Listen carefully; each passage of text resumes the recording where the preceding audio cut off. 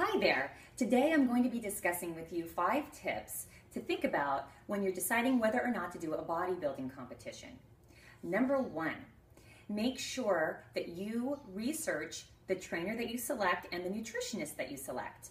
Oftentimes the trainer will act as your nutritionist.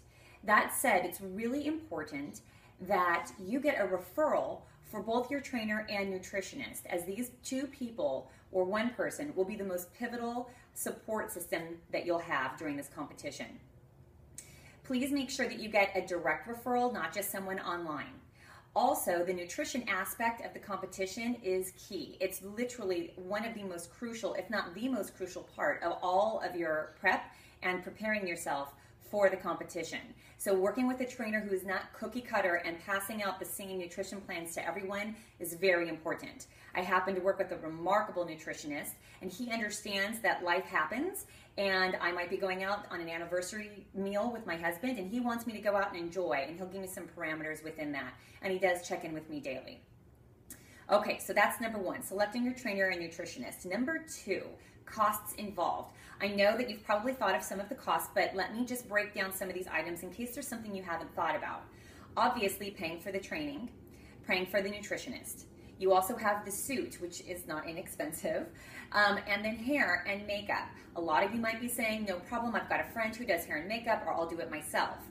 Please note that if you've spent 3 months or longer of your life preparing for this really important day, it is important to get someone who understands how to do competition hair and makeup. So I would encourage you to go with someone who's done this before. The other thing is the jewelry, getting your NPC card or your bodybuilding card, any of the costs for the competition itself.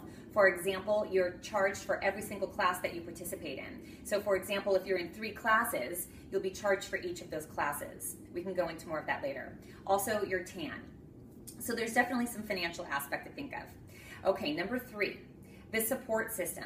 Making sure that your friends and family are going to be supporting you. You might be doing it on your own without even letting anyone else know. That's also, I've done that before too, so I completely understand that. But making sure that you have the people who do know will understand what's going on, and be aware that some people will not understand it. You may lose relationships or change the dynamic of certain relationships. I had one of my dearest friends just not understand what I was doing and disagree with it, and the dynamic has changed a little bit. So be prepared for that. So number 4,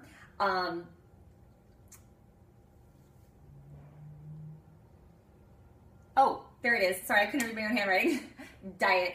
Diet is definitely the most crucial thing that's going to be a part of your entire prep. So just understand that you've got to keep that goal in mind, because there's a lot of mental stuff that goes on with the diet. There's a huge support system on Instagram, Facebook, Google, all over that can support you with other bodybuilders, but just that are going through the same thing. But just understand that the diet is very crucial. Okay, last one, number 5. Have a goal date. No one thinks that they could just have a competition and be ready. Well, Sunday, there's some people in great shape. That said, a lot of people go into it saying, I'm not ready, I'll do it later, I'll do it later. Here's the deal. You're never going to be ready unless you make a decision.